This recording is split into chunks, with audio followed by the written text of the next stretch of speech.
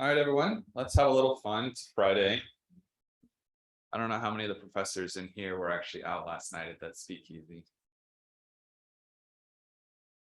All right, so are humans amazing or not? I will answer this question affirmatively by the end of the talk, but it's going to be a journey to get there. So when you are a physicist, say you're working for NASA, and you want to model the trajectory of asteroids to see if we're all going to die one day, which we will, you will make certain assumptions. One of those being that things are spherical. This, I will say, is not my joke, right? It's a pretty old joke. But I do think it's funny to think about the fact that, first of all, it does work really well to do this at large scales with rocky bodies. But how well does it work with humans? Are humans spherical? Well, humans come in all shapes and sizes. I've never seen an actual spherical one. And certainly once you start talking about the psychology behind human-robot interactions, it's very complicated. When I was at MIT Lincoln Laboratory, I deferred my start as an assistant professor. I worked with radar engineers who would often ask me, like, they cut me off. They don't want to hear about all this warm and fuzzy human stuff. There's like, where's the equation for the human? And I'm like, well, there isn't an equation for the human. There are design principles that we learn through lots of experience. That was very unsatisfying for them. The problem is that engineers try to think of humans as a mere equation or just as something that will fully comply with whatever robot you design. And the results are people designing autonomous cars that think that humans can take over with a quarter of a second and save the day. Engineers that think it's a good idea to allow two pilots to simultaneously provide control inputs to an airplane without realizing that each other is doing the opposite thing. Airframe sucks for many reasons. Mars, we design autonomous algorithms for path planning on Mars, but those systems are not used.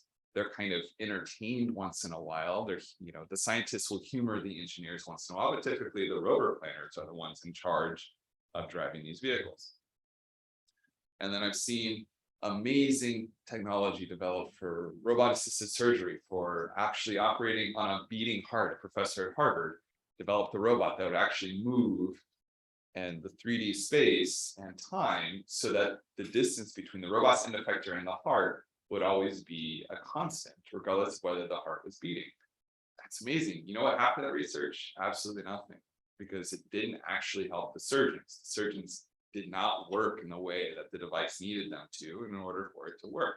So we see time and time again that autonomy, robotics, whatever it is, fails to live up to its potential because researchers fail to understand the human and human autonomy interaction. So in my lab, I have a vision in which we are developing robotic systems that can work in the hands of actual end users, from manufacturing of this Boeing 777 to the work that I do with the Navy for anti-ship missile defense, work with the US, the American Nurses Association, helping to coordinate patient care for labor and delivery, and then also as a part of the NASA work that I do, seeing if we can develop robots that can understand and team with people. And ultimately, maybe everyone can have their own R2-D2. Although I just use this reference because fewer people would know what I was talking about if I said data. Live long and prosper. So in my lab, the cognitive optimization relation robotics lab, we do three things. First, we give robots insights into human decision-making through apprenticeship learning techniques and also human-centered experiments. We then try to couple this as a part of a situated learning interaction in which the human also is an active participant and provides insights into what the robot has learned to the human decision maker.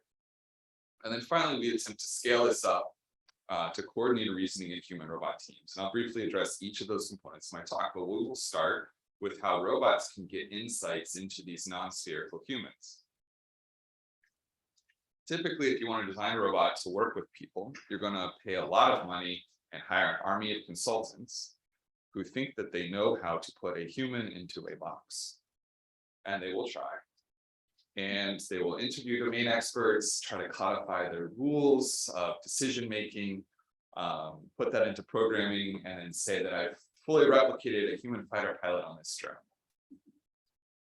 Other than that being like pretty arrogant and wrong, it's misunderstanding the fact that experts can give you sometimes what they think, but not how they think about it. There's a great study by Bill et al. In 2008 that showed this fact very clearly. They set chess players up to win in a 3-move sequence. And they changed something about that 3-move pattern that every expert should know, so that it was not possible to achieve this checkmate in 3 moves. And they asked the chess experts to try to find a different solution, and they asked them to think aloud while they were searching.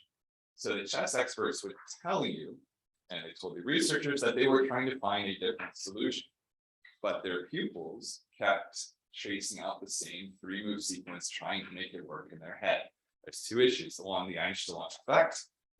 It's German basically for habits. Experts get habituated in a certain way of thinking, and then also, unfortunately, humans have no idea what they're actually doing.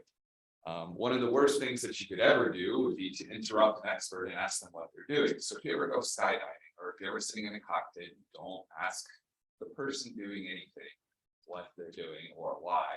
Just appreciate the fact that they're acting in a very mysterious way and hope that you get on the ground safely. So I say we need to learn from watching people do things rather than asking them questions about it. Mathematically, I think of this as a learning from demonstration problem where we take in a Markov decision process without a known rule function, and we're going to try to learn an mapping of the state of the world. Let's see if I can get my pointer here. So we're going to try to learn a policy pi that maps the state of the world to the action that the robot thinks the human would take, or at least an action that would similarly accomplish the goal, measured through some alpha divergence. We take the expectation over states, say that comes from the policy that we're learning, and then we can kind of recover that. And then we're given a data set of what the human has done, or maybe we can query a black box function pi star to get answers about what the human would do. In prior work, when I was a PhD student at MIT working with Julie Shaw and others, I developed a robot assistant who could help perform the air traffic control operations of labor and delivery at Israel Beekman Medical Center to decide which nurses and which types of nurses should go take care of which patients, when and where, and how patients should be routed through labor and delivery. And it worked. It was really cool to get to deploy this. We presented it. It was the last RSS paper I presented in person before the pandemic. But when we run these LFD algorithms on examples of expert nurses, we did this in a simulation environment first, and then we would deploy it in the real world. What we found, though, in a publication in the Green Journal for OBGYN, is that nurses are non-spherical. So these are expert nurses who have decades of experience. They're basically peer reviewed by their fellow nurses to say, you're good enough to be in the job of charge nurse. You can run the entire floor. If the nurse didn't do it well, they would not stay in that job for very long. Actually, even the experts quit, because it's really a tough job. So what we found is that for every additional patient on labor and delivery in our simulation environment, there was an increase of 47% chance that the nurse would recommend that a woman coming to labor and delivery should go and have some dinner, literally ambulate, go and walk, come back later, if, say, her pregnancy wasn't, she wasn't close enough to delivering a baby, which may be a reasonably medically sound choice, but it may make you feel uncomfortable, as it seems like what she's doing is like workload shedding, a form of triage. What you'd rather have is that everyone can come and get the full possible care that they can get. It gets a little bit worse. So in terms of coordinating patient care. For every additional patient on labor and delivery, there was a 16-minute delay of getting that patient transferred off of labor and delivery. And for every additional patient in the waiting room, there was a 30-minute delay in that waiting room increase and another 14 minutes delay in starting a cesarean section. So we can't assume humans are spherical cows. They're at least sensitive to workload. And there's also significant heterogeneity among human decision makers. The nurses will tell you that whoever's in charge, the labor floor will run very differently depending on who is in charge of the logistics. Humans are not machines, in part because humans often provide suboptimal demonstrations for LFD because we use heuristics, mental shortcuts, to help reduce cognitive load. We also use the heuristics that we've gained over years or decades of experience. And we're also physically imperfect in executing even what we want. Problem for LFD work is that prior work often makes strong assumptions about optimality, or at least humans are noisily optimal. There is some compelling work in preference-based reinforcement learning that does require a non-trivial kind of amount of effort from a human to rank trajectories, which there can be interoperator disagreements. It's not always clear that the signal is consistent, internally consistent, and you have to get the trajectories from somewhere. Automatically kind of creating different options and then having people rank over those options. It'd be nice if you get them, but actually, if you've ever worked with diversity is all you need, or these other kind of unsupervised reinforcement learning algorithms, they're very difficult to scale them up and get meaningfully different trajectories of varying quality out of them. So we're not the first to do this. I think the first good attempt at this was from Daniel Brown, but we're going to introduce the noise performance relationship to help us in a task of learning from suboptimal human demonstrations. So let's imagine in the Mojoko environment at Cheetah that we train an RL agent to get the system to run. Now, if we add some uniform distribution of noise over all the joints of what the robot's doing, maybe 30% of what's being contributed to the joints is noise, the robot can still run, but it's starting to get worse.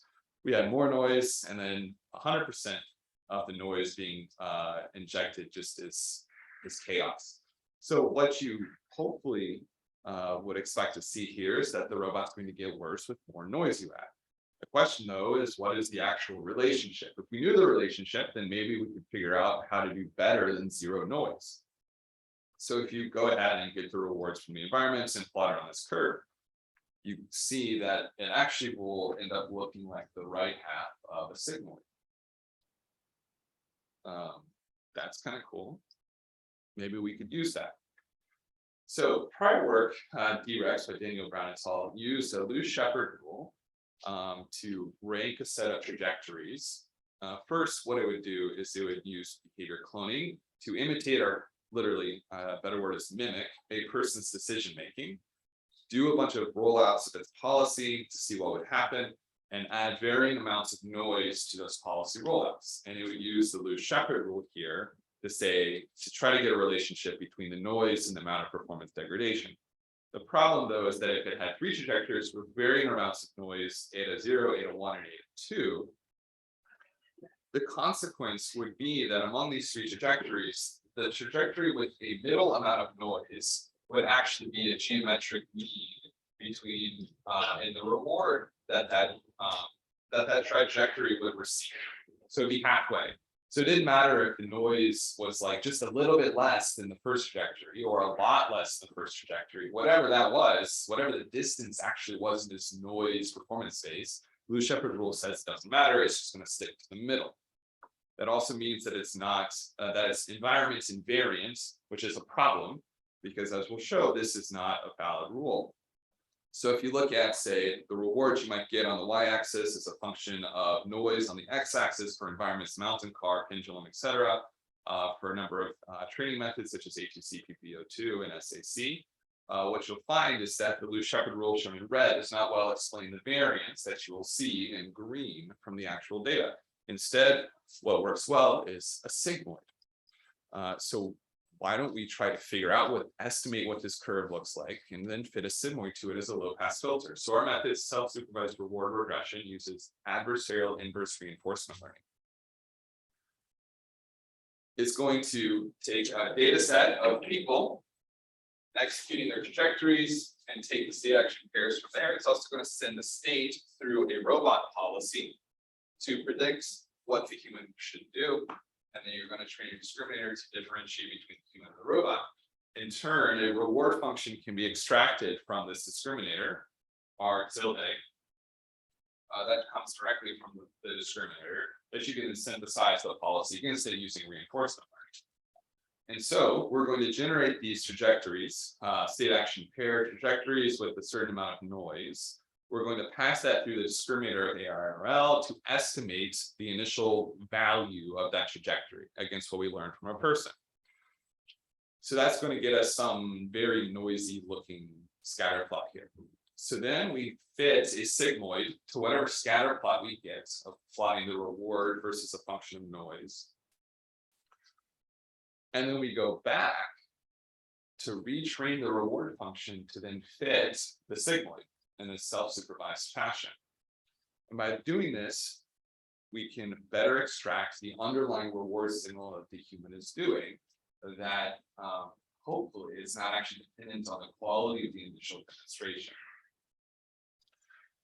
We need to make one improvement, though, is that if you work with behavior cloning, you know that there's a very shut problem that if you start using a policy in a way that the human wasn't actually acting, the further away it gets from the human, the training data, the worse it's going to get at performing that reckoning. It kind of gets lost.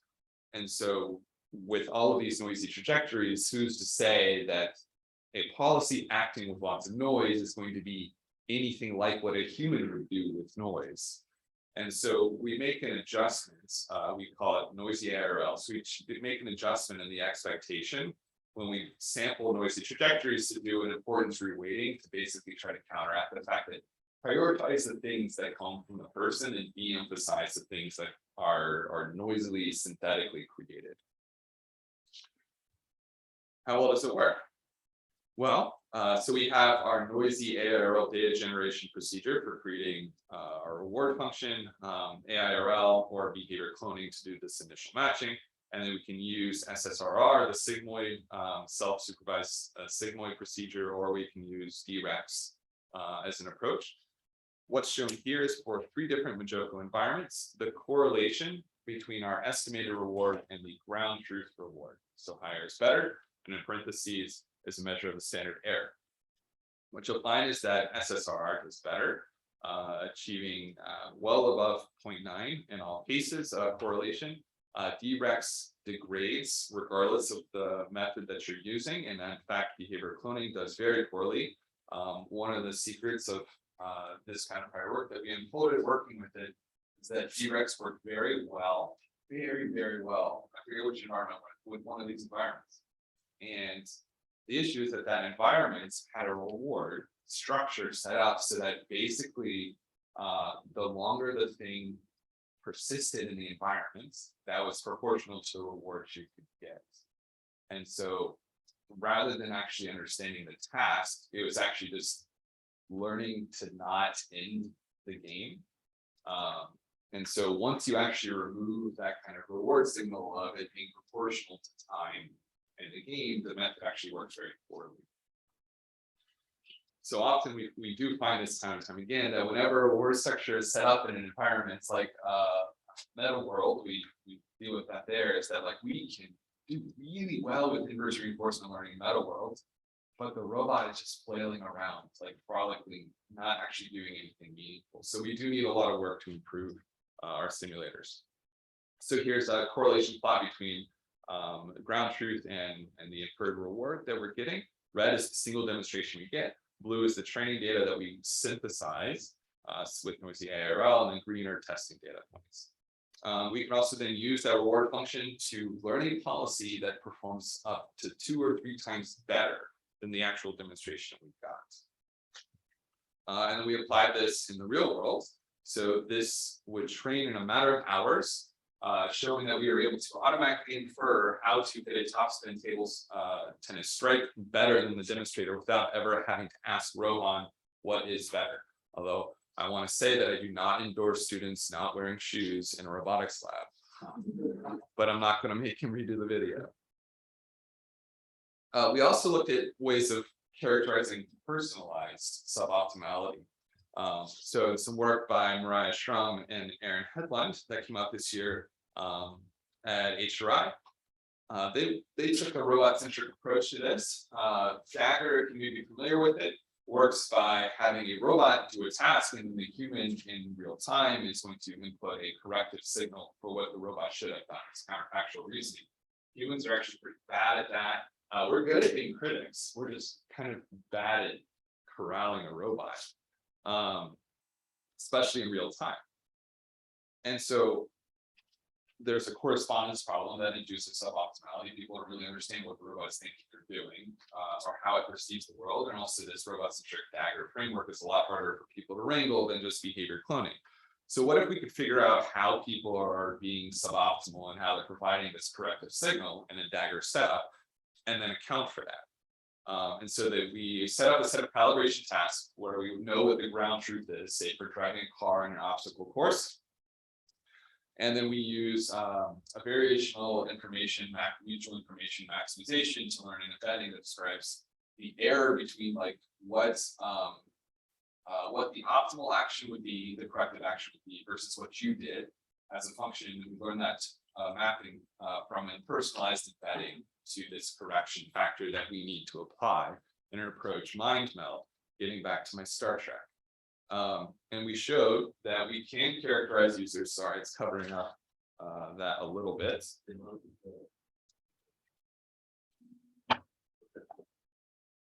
All right. So we can, in this embedding space, for each dot is like a personalized embedding. Magnitude is going to, so the different colors are different classes of anticipatory delay. And the size of the color denotes magnitude. And we can actually then tell people, hey, you're over under correcting. We can characterize them and we can account for them and actually improve the ability of the robot to perform on a holdout task once we understand how people are suboptimal in the way they teach.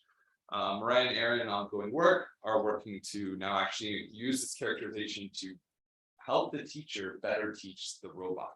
So once we characterize how well the person's doing, we can then say, the robot can provide feedback, say, stop overcorrecting so much, or you need to turn the wheel earlier. And then once the teacher gets better, maybe we can keep updating our estimation of the characterization of how they're suboptimal, and then be able to have them teach novel tasks that the robot has no idea what the ground truth optimality is, and reason in an open loop fashion. And initially what we found is that the robot can in fact generate properly characterize the human suboptimality and then provide feedback such as stop overcorrecting so much. And we can make people worse. I always like being able to have that condition. If we don't have our mechanism, then people kind of don't get better. And then if we tell people actually helpful feedback, they can improve how optimally they're teaching the robot. And we think that humans are going to be better able to generalize to novel tasks rather than robots being able to figure that out, which is why we're trying to make humans better teachers. So you might tell me on how I'm doing on time. Yeah, 5 minutes. All right, thank you. Heterogeneity, I'm going to briefly talk about it. It's another issue, although I focus on suboptimality. If you just take a bunch of people's data for learning from demonstration for a data set, apply a decision tree neural network, it's probably going to fail epically. People were doing this back in the 90s for training autopilots. And what they found, Samet et al. Found that commercial pilots disagreed so much that it was better just to get a lot of data from one pilot and train your system on that. But that's really unsatisfying. How are we going to scale robots up and expect like grandma and grandpa to get enough data for us to train the robot for their home?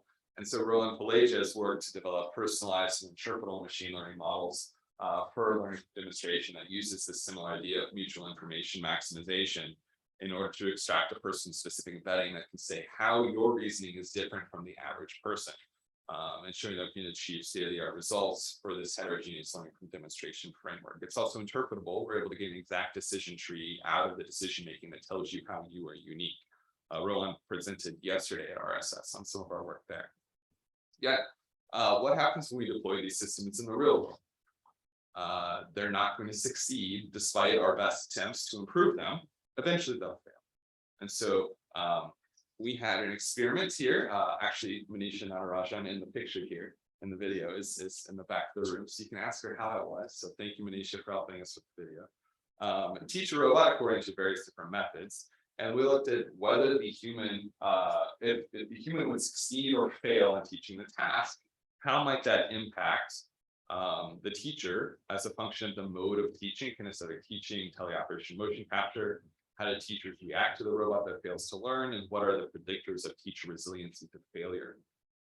We used a coin flip to decide whether the robot would fail or succeed, because we wanted to control for that rather than having it up to the machine learning and the human. We found kinesthetic teaching is not what people want, but that's what I want of them, because it's a lot easier to train a robot. And what they want to do is just kind of go for it. But tracking humans and then mapping that to a robot is a pretty hard thing to do. We also found that humans find the higher workload with teleoperation, which does make sense, but that's basically the primary modality you'll see people operating robots in the real world. We also found that when the robot failed, people estimated that there was higher workload. What? They had no impacts on whether it succeeded or failed. So we actually took out the performance measure from the NASA task load index that we found, and it was still significantly higher workload rated for failure. So I think that people are estimating that their future workload will be worse. That's what I think, but I'm not entirely sure. It's like ridiculous because their workload did not change. Or maybe just people that exhibited more efforts. I don't know. Yes. Was this in between the study participants, like were they do work conditions or in one condition? Only they did. We had them do 3 different tasks. It was randomized whether to succeed or fail in each task, and after each task, we asked them their workload. And this is really complicated, but I really want to just emphasize one thing about this relationship. Whether you succeed or fail does impact your trust in yourself as a teacher of a robot. But 91% of that effect is mediated by what you think the robot thinks of you. This robot didn't talk, didn't walk. Like, it was just a robot. And you were doing this theory of mind reasoning to say what my self-worth is and my trust in myself is based on what I think the robot thinks of me. That's a really interesting thing that I think we need to understand as we design these systems. In the interest of time, I'm going to skip a little bit. I want to note that we have this paper at Alt-HRI about kind of best practices for how you actually do Likert scale analysis that I encourage you all to take a look at. Unfortunately, we as a community and myself have made a lot of mistakes with this. So I would just encourage you to take a look. Okay, so last thing I want to talk about briefly, seasonal manufacturing. Humans, when they show up to factories, are not perfect. They don't stay the same. They actually learn how to do the job on the job. And so work by Manisha Natarajan and Eric Liu looked to design a system in which humans would work together with the robot. If you know some of my prior work, I did a lot as a graduate student in human robot teaming and scheduling of those activities, say for Lego building. But what I didn't do is actually develop a system that could enable the robot to explore how people are differently capable of different tasks and actually how people could learn to get better at those tasks with each round. And so Manisha ran so many human subjects through this to collect the data that shows that actually people do follow some kind of exponential decay for basically your task performance is proportional to like the log of the number of iterations that you attempt the task. And it's a function of the task itself. So if the robot could actually try to think about this as a MVP and figure out how good you are at different tasks and explore that, exploit, because you still want to be robust to the manufacturing deadlines that you have. What we can actually do then is improve human-robot working alliance and also decrease our error in estimating your proficiency. So are humans spherical? No. Are humans amazing? Well, I think yes. So I'm an aerospace person. I thought this was amazing. I don't think any of us can get a robot to do that. He almost died, but he did. Our robots are definite. And then like separating conjoined twins, talk about the novelty of like that comes with that people are able to do it. And for robotics, we actually do get humans to give meaningful signals to teach robots in a way that pure reinforcement learning would not have a hope of figuring that out in a day on a physical robot. I like to thank my students in my lab. In particular, I'll note that Nakul Gopalan is going to be an assistant professor at Arizona State. He had a paper here Tuesday showing that people do not naturally abstract well when teaching robots task and motion planning notions. I encourage you to look at that paper. Another example of non-spherical humans. We need to do a lot of work before we're ready to just deploy these systems in the real world, because humans do not help break down tasks naturally for robots. Thank my sponsors, and I'll be happy to take any questions.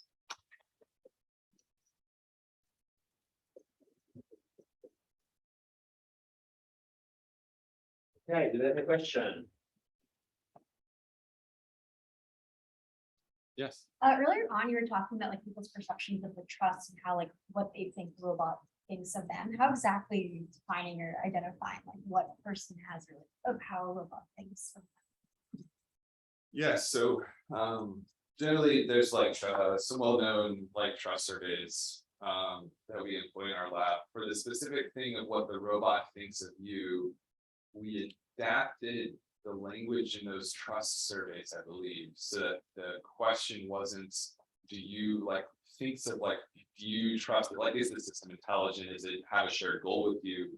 You can like try to change the indirect and direct objects in the sentence to make it about what you think the robot thinks of you. So we did kind of, take some liberty with some of those questionnaires to be able to do that. What's your perspective on setting up like curriculum for teachers to teach end users how to teach a robot versus on-the-fly correction? Curriculum to help improve teachers. Right, for end user robot. Yeah, so Maya Chakmak, I think, had a paper on that. So what we found basically that Nakul Gopalan, I encourage you to talk to him in the back of the room.